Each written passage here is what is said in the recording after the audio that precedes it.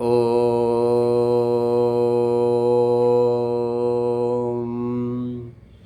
भद्रं कर्णेभिः शृणुयाम देवाः भद्रं पश्येमाक्षभिर्यजत्राः स्थिरैरङ्गैस्तुष्ट्वाग्वंसस्तनोभिर्व्यसेमदेवहितं यदायुः स्वस्ति न इन्द्रो वृद्धश्रवाः स्वस्ति नः पूषा विश्ववेदाः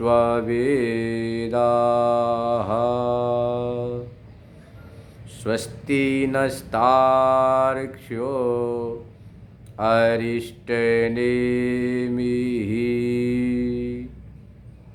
स्वस्ति नो बृहस्पतिर्दधातु ॐ शांति शांति शांति। आइए सत्संग श्रवण करें। श्रीमद् भगवद गीता के द्वितीय अध्याय का हम लोग 68 श्लोक श्रवण कर रहे हैं। तस्माद्यस्य महाबाहो निगृहीतानि सर्वशः इन्द्रियाणीन्द्रियार्थेभ्यः तस्य प्रज्ञा प्रतिष्ठिता। तस्मात् शब्द संस्कृत जगत में उपसंहारक होता है, निचोड़ को बतलाता है, जिसको बोलते हैं निगमन, निचोड़। इसके पूर्व में भगवान बहुत सारी प्रक्रिया, साधन, पद्धति बताए कि किस प्रकार से हमारे बुद्धि स्वरूप में भगवत तत्व में प्रतिष्ठित होती है, इस बात को बताए। अब यहाँ सबका सार बता रहे। तस्मात्, इसलिए, हे महाबाहो निगृहीतानि सर्वशः, जिसकी इंद्रियां अच्छी तरह से निगृहीत मतलब बस में है। कहाँ से? कहा इंद्रियाण इंद्रियार्थेभ्यः, जो इंद्रियों का जो विषय रूप, रस, गंध, स्पर्श, शब्द, तो रूप, रस, गंध, स्पर्श, शब्द, कि जो हमारी इंद्रियों का विषय है, इन विषयों से जिसने अपने इंद्रियों को बस में कर लिया, तस्य प्रज्ञा प्रतिष्ठिता। भगवान कर उसकी बुद्धि मन स्वरूप में प्रतिष्ठित है। जिस व्यक्ति की बुद्धि, मन और इंद्रियां भगवत तत्व परायण है, क्योंकि भगवान ने पीछे बताया था मत परः, जो मत पर है मतलब भगवत पर है। तो जिसके जीवन का लक्ष्य परमात्मा की प्राप्ति है, जो अपने जीवन में सब कुछ करता तो है, इंद्रियों से तमाम व्यवहार करता है, पर व्यवहार करते हुए भी उसकी जो दृष्टि है, उसकी जो विचार हैं, उसकी भावना है, वह मात्र आत्मा को, परमात्मा को महत्व देते हैं। क्योंकि सामान्य व्यवस्था है, जिस चीज़ को हमारी बुद्धि महत्व देती है, उधर ही हमारा मन जाता, इंद्रियां जाती हैं। तो यदि आपने अपने बुद्धि में परमात्मा को महत्व दिया कि सब कुछ परमात्मा ही है, इस संसार तो मात्र एक व्यवहारिक है, काल्पनिक है, मिथ्या है, परिवर्तनशील है, काम चलाऊ है, इस संसार एक नाट्यशाला है, रंगमंच है, जो भी समझ लो अपनी भाषा में। यह जो दृश्य प्रपंच है, दृश्य प्रपंच परिवर्तनशील है, काल्पनिक है, ऐसा जो समझता है, और जो आत्मा है उस आत्मा को सत्य समझकर जो व्यवहार करता है। यदि आपने अपने जीवन में परमात्मा को सत्य रूप से निश्चय कर लिया कि परमात्मा ही सत्य है और संसार तो ये आगमा पाई है, आने वाला जाने वाला, आए राम गए राम है, यदि ऐसी बात बुद्धि में निश्चित हो गई, जिस प्रकार से आज के ज़माने में जिसको बोलते भूत भौतिक युग, तो भूत भौतिक ज़माने में प्रत्येक प्राणी अपने जीवन में भौतिक पदार्थों को महत्व देता है। भौतिक पदार्थों को आप इतना अधिक महत्व देते हैं कि सुबह से लेकर सोने तक, जागने से लेकर मृत्यु पर्यंत, यहाँ तक सपने में भी आप भूत भौतिक पदार्थों का ही चित्त से चिंतन चलता रहता है। अब सपने में भी वही ताना बोना बुनते हैं कि हे भगवान बहुत बड़ी कृपा हुई, वही मैं बना हूँ लखपति, करोड़पति बनूंगा, अरबपति, खरबपति, फिर नगर सेठ बन जाऊंगा, नगर सेठ के बाद राज्य सेठ, विदेश सेठ, पूरे विश्व का बड़ा भारी सेठ बन जाऊंगा, जैसे बिल गेट्स है इत्यादि। तो देखो जैसे आज का जो प्राणी है अपने जीवन में धन को इतना अधिक महत्व देता है कि अपने चित्त से हमेशा धन का चिंतन करता रहता है। यदि आप हमेशा धन का चिंतन करेंगे तो धन के चिंतन करने से बहुत बड़ी क्षति होगी, महति विनष्टि। कठोपनिषद में कहा गया है यह चेत अविद असत्यमस्ति, यह चेत अवेदी तद सत्यमस्ति, नो चेत यह वेदित महति विनष्टि। भूतेषु भूतेषु विचेत्य धीराः प्रेत्यस्माद् लोकादमृता भवन्ति।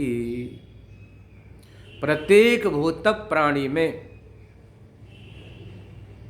उस तत्व का निश्चय करके अन्वेषण करता है। अज्ञानी जीव जो भूत भौतिक दृष्टि वाला है, जैसी चश्मा लगाएंगे वही दिखाई पड़ेगा, लाल चश्मा तो दुनिया लाल दिखाई पड़ेगी, हरा चश्मा पना सब हरी हरी चीज़ें दिखाई पड़ेगी। ऐसे ही भूत भौतिक जो प्राणी है उसके दृष्टि में मात्र भौतिक पदार्थों की महत्व दृष्टि होती है। तो जहाँ भी उसकी आंखें जाएगी, जो चीज़ देखेगा, पदार्थ देखेगा, वो क्या सोचेगा कि यह मुझे मिल जाए। तो उसके दृष्टि में सर्वत्र स्वार्थ है, धन का महत्व है। जहाँ जाएगा वहाँ क्या सोचेगा, यहाँ से बहुत कमाई हो सकती, आमदनी हो सकती, फायदा हो सकता, इनकम हो सकता, ऐसा काम करो वैसा काम करो। तो सर्वत्र उसे मात्र फायदा, लाभ, कमाई ही दिखाई पड़ती, धन ही दिखाई पड़ता।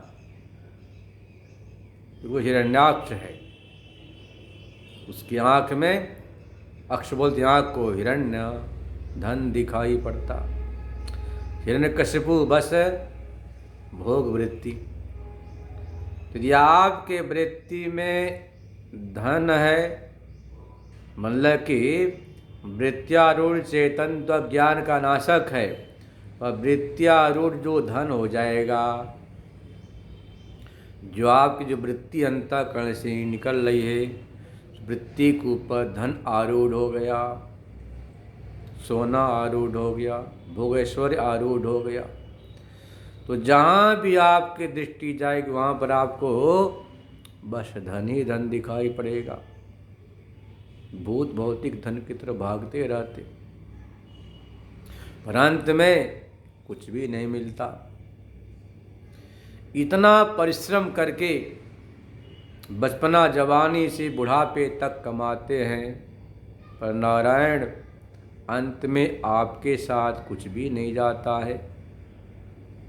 जो भी कुछ होता है वह यहाँ कहीं रह जाता है, क्योंकि इसका नाम मर्तलोक है।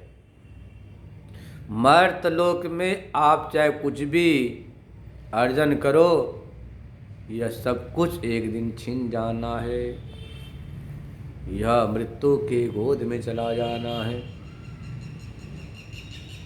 मात्र आपके साथ भगवान का भजन, भक्ति, दान, पुण्य, यज्ञ याग सत्कर्म ही जाते हैं। इसी को भागवतकार ने कहा, धर्मानुगच्छति जीव एकः। किसी सेठ ने पूछा, बताओ हमारे साथ क्या जाएगा?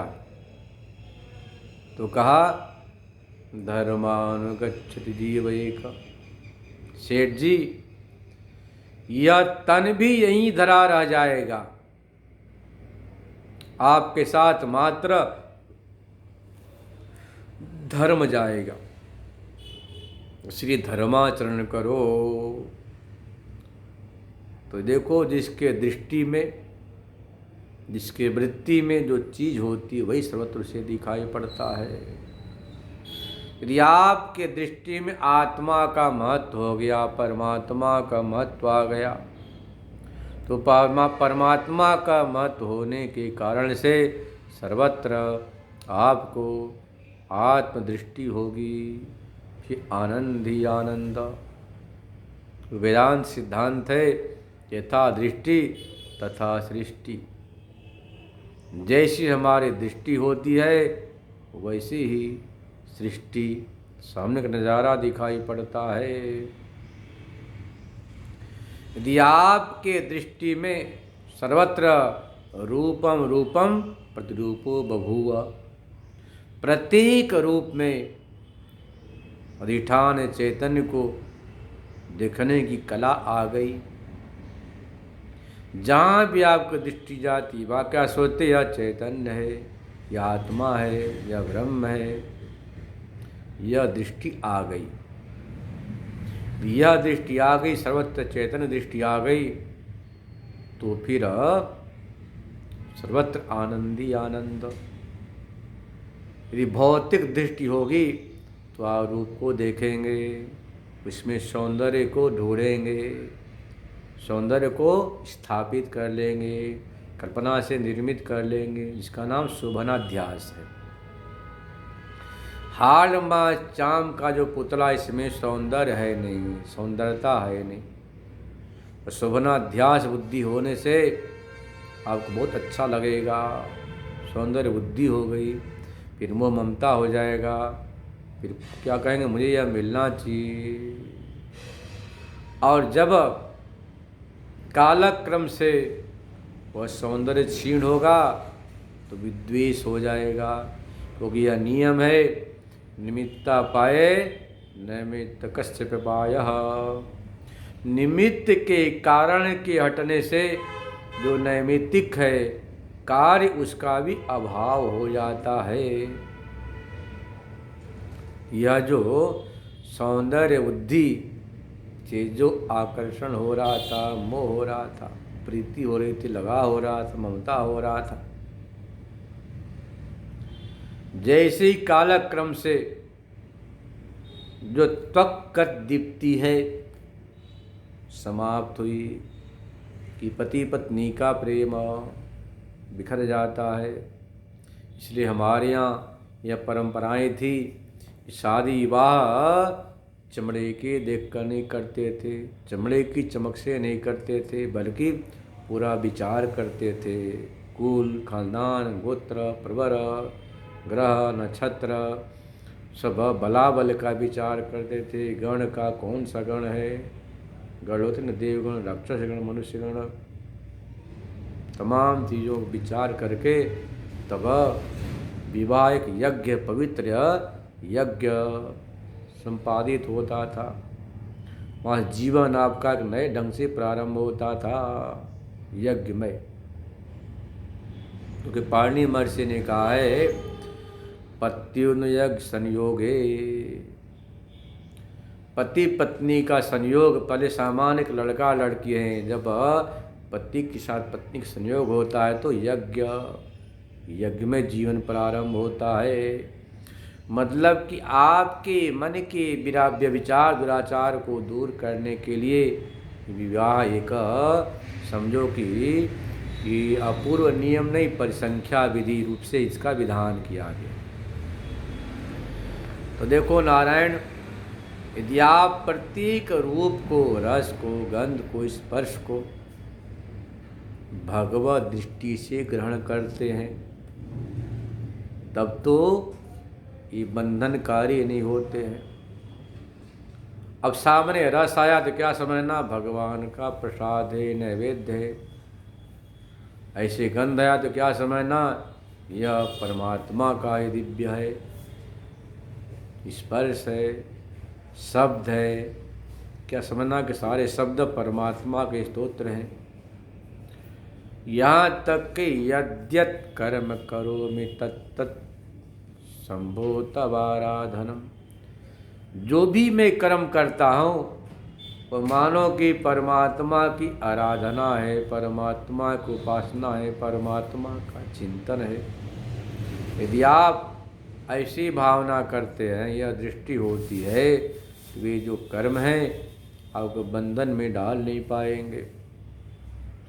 मतलब आपको अपने जीवन का, श्वास श्वास का, प्रत्येक वृत्ति का संबंध, नाता परमात्मा से जोड़ देना है।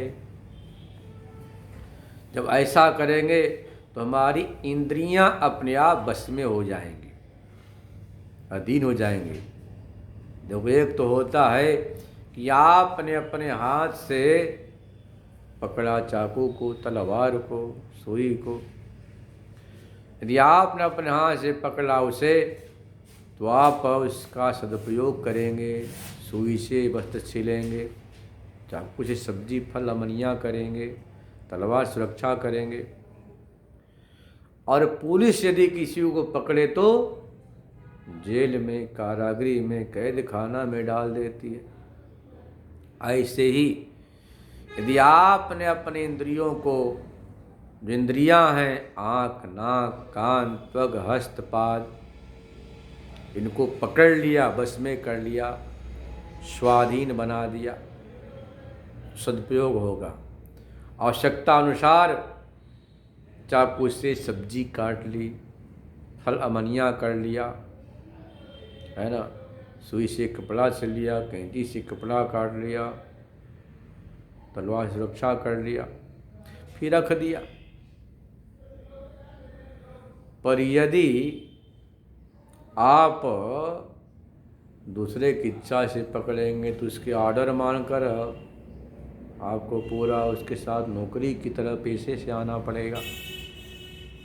ये पुलिस किसी को पकड़ दी है तो कैद खाना में डाल देती है, बाहर जा नहीं सकता, स्वातंत्र उसका भंग हो जाता है। ऐसे ही यदि आप अपने इंद्रियों के मालिक नहीं बनेंगे, इंद्रियों को बस में नहीं करेंगे, निगृहित नहीं करेंगे, तो फिर जो काल है, जिसको काल बोलते हैं, रोग है, व्याधि है, जैसे मान लो आपने जीव को बस में नहीं किया, दिन रात यदि आप स्वादिष्ट भोजन करते जाते हैं, डॉक्टर की बात नहीं मानते, किसी की बात सुनते नहीं। देखा जाएगा, खा लो रसगुल्ला, जलेबी खा लो, भंडारा खा लो। तो आप तमाम चीज़ों को दिन रात खाते रहेंगे, पीते रहेंगे। उससे क्या होगा कि जो आपके जो ये जीभ है, यह आपके बस में नहीं हुई तो फिर अपने आप डायबिटीज हो जाएगी, शुगर हो जाएगा, मधुमेह हो जाएगा। अब भी पराधीन हो गए। अब डॉक्टर बोलेगा कि यही चीज़ खाना, उबली सब्जी खाना, मूंग की दाल खाना, सूखी रोटी खाना, यदि तुम्हें जीना है तो। यदि आप इसको बस में कर लेते जीभ को, ये दशा नहीं आती। ऐसे ही आपके कान का है, कान से आप दुनिया की कथा सुनते रहेंगे बार बार। अनात्म चर्चा सुनने से फिर क्या होगा कि आपके चित्त में बड़ी भारी व्यथा होगी, पीड़ा होगी, क्योंकि आपने अनात्म कथाओं को अपने जीवन में जगह दिया। तो आप बहुत अधिक अनात्म कथा, अनाथ चर्चा सुनेंगे, करेंगे, तो फिर ये जो कान है या तो बहरा हो गया या व्यथा होगी। राग द्वेषात्मक चीज़ों को सुनने से कहीं राग कहीं द्वेष होगा। जीव से भगवान का नामोच्चारण किया तो इसकी सार्थकता, अन्यथा मेढक के समान जीव टटराते रहेगी तो विवाद बढ़ेगा, झगड़ा बढ़ेगा। इसलिए कहा गया है कि मौनिनाम कलहो नास्ति। जिसने जुबान को बस में कर लिया, आवश्यकता अनुसार बातें करता है, वो मौनी है। कला मतलब कि उसके जीवन में कला झगड़े नहीं होते। ऐसे आपने समझो कि पैर को बस में कर लिया तो चांचल्य नहीं होगा। जो आप पैर से बाएं दाएं घूमते रहेंगे, चंचलता बढ़ेगी, समय की बर्बादी होगी, राग द्वेष को बढ़ावा मिलेगा।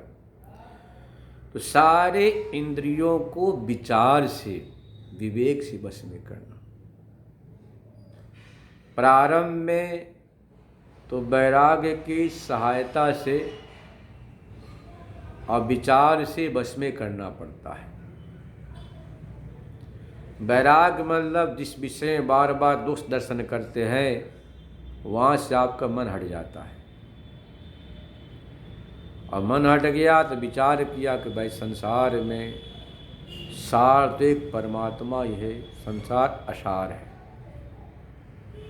ऐसा जब विचार करते हैं तो धीरे धीरे आपका मन शांत हो जाता है। फिर समुद्र में तमाम नदियाँ आती है पर समुद्र में हलचल नहीं होता है। ऐसे आपका मन शांत हो जाएगा। और मन के शांत होते ही, निरुद्ध होते ही आप अपने स्वरूप के चिंतन में, भगवत चिंतन में डूब जाते हैं। क्योंकि पूरे संसार कारण मन है। मन है मनुष्याणाम कारण बंध मोक्षयो। ये मन ही बंधन का और मोक्ष का कारण है। ये बंधन का और मोक्ष का कारण क्या है? मन है। इसलिए आपको क्या करना है? अपने मन को बिल्कुल स्वाधीन रखना है, बस में रखना है। यदि आपने अपने मन को बस में नहीं किया, शांत नहीं किया, अधीन नहीं किया, तो मन कैसा है? शरारती बच्चे के समान हमेशा बाहर घूमता रहेगा। प्रारंभ में जैसे बच्चे को हम बस में करने के लिए उसे प्रलोभन देंगे, खिलौना का प्रलोभन देते है ना, मिठाई का प्रलोभन दे के बेटा तू पढ़ लेगा तो मिठाई देंगे, खिलौना देंगे, स्कूटी खरीदेंगे, थ्री व्हीलर टू व्हीलर खरीदेंगे, ऐसा बोलते हैं। जैसे बच्चे का मन पढ़ाई में लग गया, अब प्रलोभन की आवश्यकता नहीं पड़ती।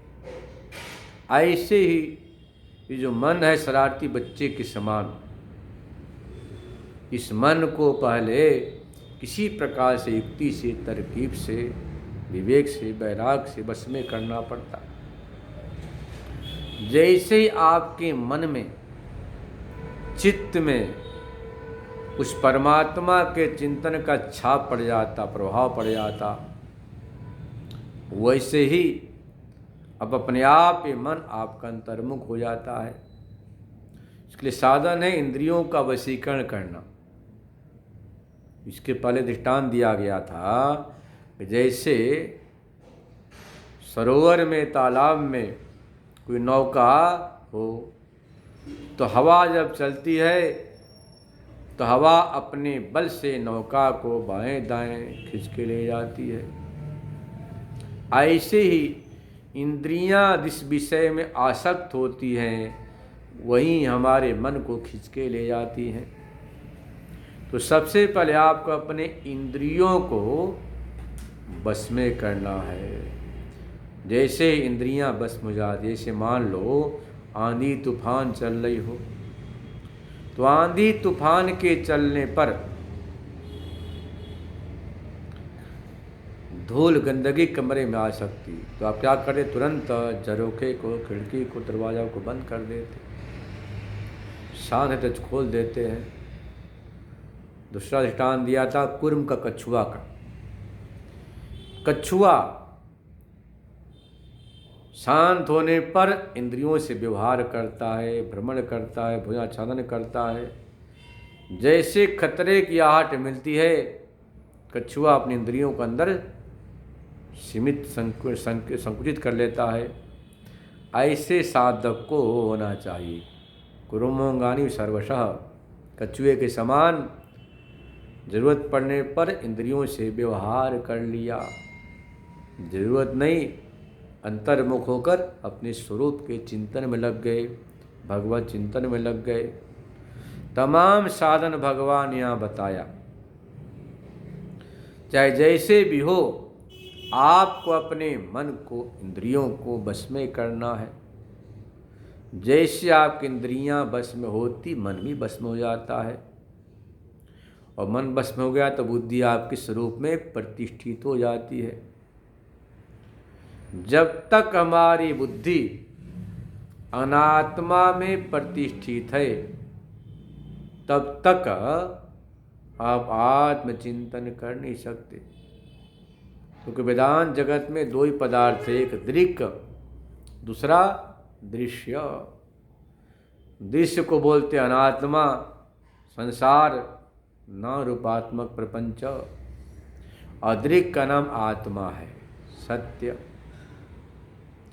यदि आपकी बुद्धि अनात्मा में, प्रपंच के पचड़े में पड़ी रहेगी, वह क्या है, इदम में स्यात्, इदम में स्यात्, यह भी हो जाए, यह भी हो जाए, ऐसा हो जाए, वैसा हो जाए। इस इच्छा का पेट कहीं भरता ही नहीं। लाख कर लो पर इच्छा कभी मरती नहीं। यही इच्छा तो आपको संसार में भटका रही है। इससे घबराने की जरूरत नहीं है। शास्त्रों में कहा गया है, उपनिषद में, कि आत्म कामः, आत्म काम हो जाओ। मतलब जहाँ पर आप दुनिया का कामना, वहाँ पर आत्मा की इच्छा करो, आत्म काम। इसके बाद आप्त काम। जैसे आपके जीवन में परमात्मा की इच्छा होगी, फिर आप्त काम, परिपूर्ण काम हो जाओगे। क्योंकि परमात्मा लक्ष्मीपति हैं, जो नारायण है, घरवाले का नाम लक्ष्मी जी है। जब तक आपके जीवन में अनात्मा की कामना है, तब तक आप पूर्णता को प्राप्त कर नहीं सकते। चाहे लाख प्रयास कर लो। जैसे आप आत्म काम होते हैं, परमात्मा के पल्ला को पकड़ लेते, भाई हमें तो परमात्मा को ही पाना है, तो आत्म काम होते ही आप्त काम हो जाते, सारी कामनाएं परिपूर्ण। आप कथा सुने नरसिंह मेहता की, कि नरसिंह मेहता भगवान के भजन में मस्त व्यस्त, कोई खबर नहीं। उधर बिटिया के ब्याह का दिन धर दिया गया, बारात आ गए, सब भगवान अपने आप व्यवस्था कर दी। स्वयं भगवान सेठ बन गए, भात भर दिए, सब कर दिए। इधर नरसिंह मेहता तो भजन में मस्त, पता ही नहीं कुछ। ऐसे ही भगवान अनंत रूप रूपाय विष्णवे, भगवान का अनंत स्वरूप है। यदि आप अपने जीवन में एक ही नियम लो, आत्म काम हो जाओ, परमात्मा की इच्छा वाला हो जाओ, उससे कुछ बिगड़ना नहीं है। आत्म काम हो जाएंगे तो अपने आप अकाम, सारी कामनाएं समाप्त हो, फिर आप आप्त काम हो जाएंगे, शोकानंतरम, सुख सागर से पार हो जाएंगे। तो नारायण ये उपनिषद का शुद्ध दिया कि पहले जीवन में आत्म काम हो, फिर अकाम आप्त काम शोकानंतरम। तो सबसे पहले आपको क्या करना है? मन से कामना करना, तो भगवान की कामना, भगवत प्राप्ति की इच्छा। होता क्या है कि मनुष्य का स्वभाव है, जो बैठा रहता है तो खाली नहीं बैठता, मन खटपट करता ही रहता है। आपके चित्त का स्वभाव है कुछ न कुछ चिंतन करते रहना। तो जब चित्त से चिंतन करना ही है, कहते चैतन्य का, परमात्मा का चिंतन करो भाई। संसार के चिंतन से कुछ मिलने वाला नहीं, बल्कि जो है वह भी मिट जाएगा। चित्त में शांति है तो अशांति हो जाएगी। तो तस्य प्रज्ञा प्रतिष्ठिता, आत्मचिंतन से आपकी बुद्धि परमात्मा में प्रतिष्ठित हो जाती है। जब तक हमारा दिल दिमाग संसार में प्रतिष्ठित है, संसार के पदार्थों की तरफ भाग रहा है, तब तक भाई शांति कहीं मिलना नहीं है। चाहे लाख प्रयास कर लो, शांति ये बाजार में नहीं मिलती। बाजार में तो क्या अशांति है, शांति तो संतों के चरणों की दासी होती। बैठ जाओ श्रोत्रिय ब्रह्मनिष्ठ महापुरुष के चरण में, वहाँ शांति ही शांति। अपने आप सारे समस्याओं का समाधान, परम आनंद, परम शांति में आप डूब जाते हैं। तो भगवान स्पष्ट कर दिया। आगे देखिए भगवान क्या कहते हैं। योयम लौकिको वैदिक च व्यवहार स उत्पन्न विवेक ज्ञान स्थित प्रज्ञ स अविद्या कायत्वा विद्या निवृत्तो निवर्तते। अब किसी ने कहा कि भाई जो तत्वज्ञ है वो लौकिक वैदिक व्यवहार करेगा या नहीं करेगा? तब कहते भाई अविद्या के भूमि में लोकाचार वेदाचार होता है। जैसे उसकी बुद्धि स्वरूप में प्रतिष्ठित हो गई, उसमें अविद्या का ध्वंस हो गया। अविद्या के ध्वंस होने के बाद लौकिक वैदिक अब व्यवहार संभव ही नहीं, हो ही नहीं सकता। तो आनंद के समुद्र में मग्न हो गया। या निशा सर्वभूतानां तस्यां जागर्ति संयमी, यस्यां जागर्ति भूतानि सा निशा पश्यतो मुनेः। अब भगवान स्पष्ट कह रहे कि भाई व्यवहार क्यों नहीं होगा। या निशा सर्वभूतानां, ये परमार्थ तत्व है। परमार्थ तत्व संपूर्ण भूत प्राणियों के लिए निशा मतलब अंधकार के समान है। जिस प्रकार से घनघोर अंधकार में रात्रि में कुछ भी दिखाई नहीं पड़ता, कुछ समझ में नहीं आता, तमाम चीज़ें आपके सामने रखी हैं, पड़ी हैं, धरी हैं, मात्र अंधेरा है। उस अंधेरे में आप कुछ भी नहीं कर पाते हो। अंधेरे में आप मजबूर हो जाते हैं, कुछ नहीं कर सकते। ऐसे ही जो परमार्थ तत्व है, आत्मज्ञान है, भगवत प्राप्ति, वह सामान्य प्राणियों के लिए निशा के समान है। उन्हें कहो सत्संग सुनो, नाम जप करो, संतों का दर्शन करो, गौ सेवा करो। बोलते महाराज समय नहीं है, टाइम नहीं है, अभी करियर बना रहा है। उनकी निशा का समान है। तस्याम जागृत सेमी, उस परमार्थ तत्व में जो ज्ञानियों की दृष्टि में निशा के समान है।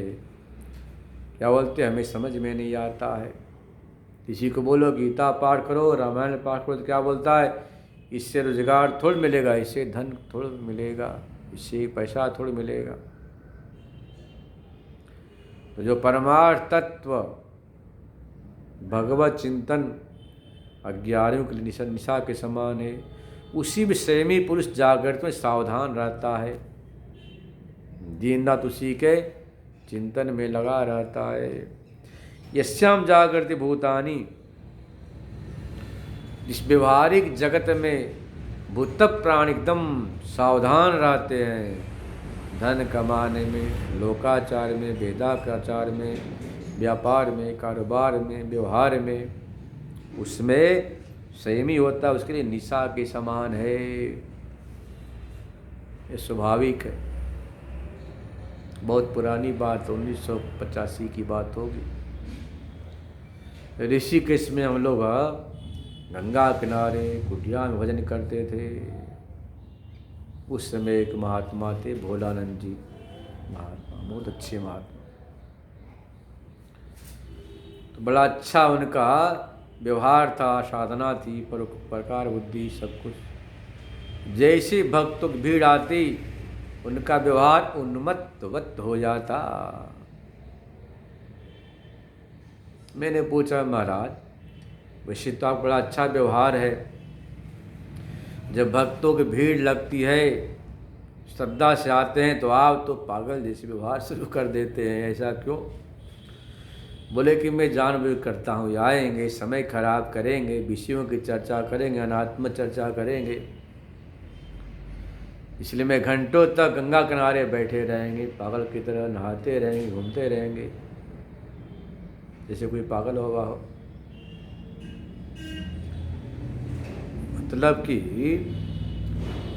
उन्हें पता है कि जो लौकिक बुद्धि वाले जो मनुष्य हैं, ये लोक व्यवहार की चर्चा करेंगे, उसी की अपेक्षा करेंगे कि हमारे समान ही महात्मा मीठी मीठी बातें करे, अच्छी अच्छी हमारे अनुकूल बातें करे।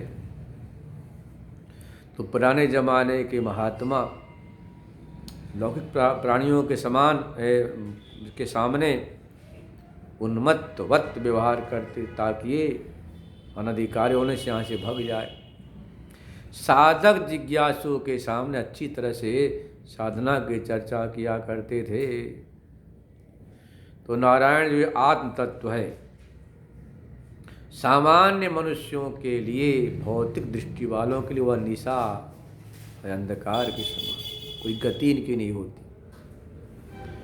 और वही जो ज्ञानी है, परमार्थदर्शी, उसके लिए यह लोक व्यवहार निशा के समान है। यह भगवान ने स्पष्ट कर दिया। यस्याम ग्राह्य ग्राहक भेद लक्षणायाम अविद्या निशायाम पशुतान्येव भूतानि जागर्तीति उच्यते। यस्याम निशायाम प्रसुप्ता इव स्वप्न दिशा इव सा निशा अविद्या रूपत्वात् परमार्थत्वं प्रसुप्तो मुने।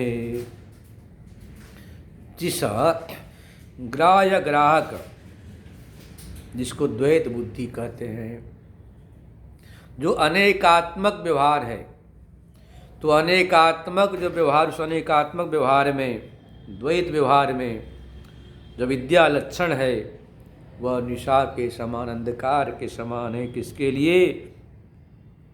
तो कहते हैं जो आत्मज्ञ है उसके लिए द्वैत प्रपंच, संसार का व्यवहार, व्यापार, कारोबार, ये मिलना जुलना सब कैसा है? निशा अंधकार के समान। वो क्या बोलता हमें समझ में नहीं आता है।